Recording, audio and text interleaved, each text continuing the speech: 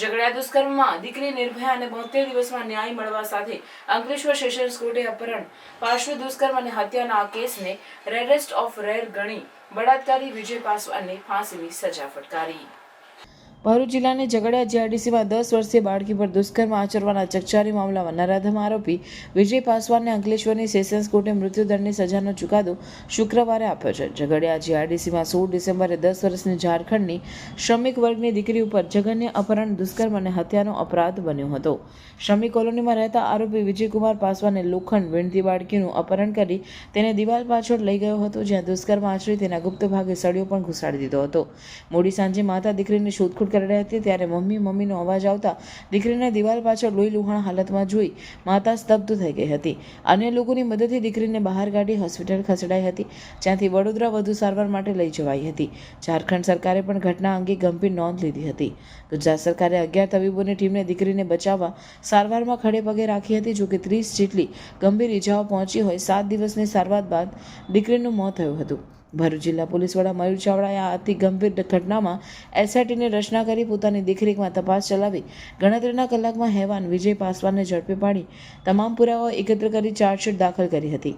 Ankleshwar sessions કોર્ટમાં case ચાલી જતા સરકારી વકીલ પરેશ પંડ્યાએ ફી લીધા વગર આ કેસ લડ્યો હતો।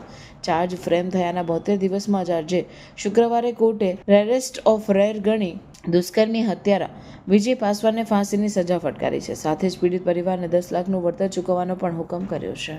16/12/2024 જ્યારે આ ઝઘડિયા જીઆઈડીસીમાં ગુનો બન્યો ત્યારે આપણા પોલીસ અધિક્ષક એસપી સાહેબશ્રીએ જાહેરાત કરેલી કે આ કેસમાં સ્પેશિયલ ટીમનું ગઠન કરવામાં આવશે। ત્યારે જ મને આ કેસના ગુનાની ગંભીરતા મને ધ્યાનમાં આવેલી અને મેં સરકારમાં જાહેરાત કરેલી કે આ કેસ હું બિલકુલ વિનામૂલ્યે ફ્રીમાં લડવા માંગુ છું, સમાજના અને રાષ્ટ્રના હિતમાં। કેસની કાર્યવાહી દરમિયાન 72 દિવસમાં હાલનો કેસ ચાર્જશીટ ફાઇલ થયા પછી ચલાવીને પૂરો કરવામાં આવ્યો છે। આ કેસમાં સરકારી વકીલ તરીકે અને સ્પેશિયલ પબ્લિક પ્રોસિક્યુટર તરીકે મારી નિમણૂક થયા બાદ 1 પણ રૂપિયાની ફીસ મેં લીધેલી નથી અને લગભગ સરકારે ભોગ બનનાર પીડિતાને બચાવવા માટે 11 થી 12 જેટલી ડોક્ટરની ટીમ કામે લગાવેલી હતી। ટ્રાયલ દરમિયાન પોલીસની કામગીરી પણ ઉત્તમ પ્રકારની રહી છે। સમય દરમિયાન બધા જ સાક્ષીઓને ટાઈમસર હાજર રાખવા, એ લોકોને તૈયાર કરીને લાવવા અને બહુ ઉત્તમ કામગીરી પોલીસ એજન્સી મારફતે બજાવવામાં આવેલી છે।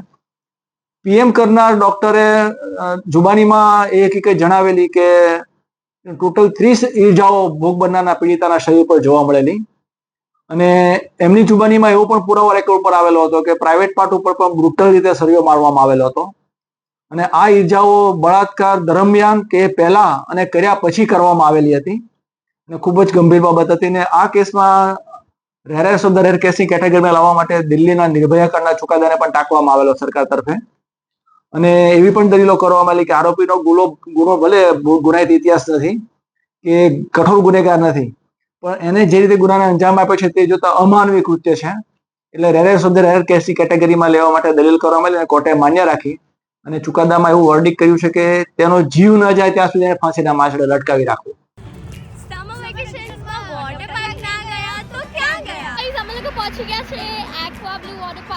અમે અમારા દરેક ઉનાળાના વેકેશનમાં એક્વા બ્લુ વોટર પાર્ક તો આવીએ જ। અહીંયાના લોકો એટલા ફ્રેન્ડલી છે કે અમને એમની જોડે બી બહુ મજા આવે। અહીંયાની ટિકિટ્સની પ્રાઇસ પણ બહુ નોમિનલ છે। અહીંયા સારા સ્વિમિંગ કોસ્ટ્યુમ્સ આપણાને રેન્ટ પર મળી જાય છે।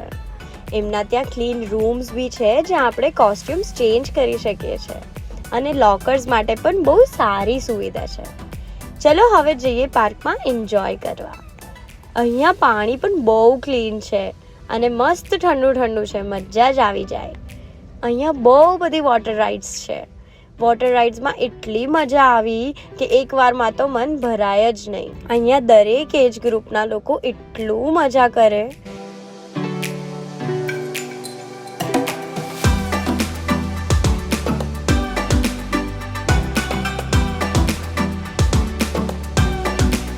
અહીંયા તમે તમારી ફેમિલી, ફ્રેન્ડ્સ કે કોઈની બી જોડે આવો, તમને એટલી મજા આવશે। તમે તમારા જોડે તમારા બા દાદાને બી લઈ આવી શકો છો। અહીંયા એટલી સરસ આંબાવાડી છે જ્યાં ખાટલાની ફેસિલિટીઝ છે। ચલો હવે બહુ ભૂખ લાગી ગઈ। અહીંયાના રેસ્ટોરન્ટ્સમાં ઓપન કિચન છે અને એકદમ હાઇજીન રીતે જમવાનું બનાવે છે।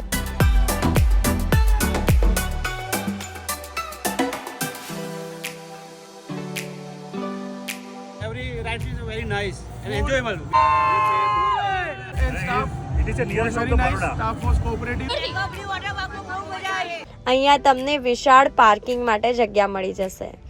એક્વા બ્લુ વોટર પાર્ક આવેલું છે કરજણ કંડારીમાં. હવે ખાલી રીલ જ જોયા કરશો કે પછી તમે બી ત્યાં વિઝિટ કરશો? તો સમર વેકેશન પતે એની પહેલાં એક્વા બ્લુ વોટર પાર્ક જવાનું ભૂલશો નહીં.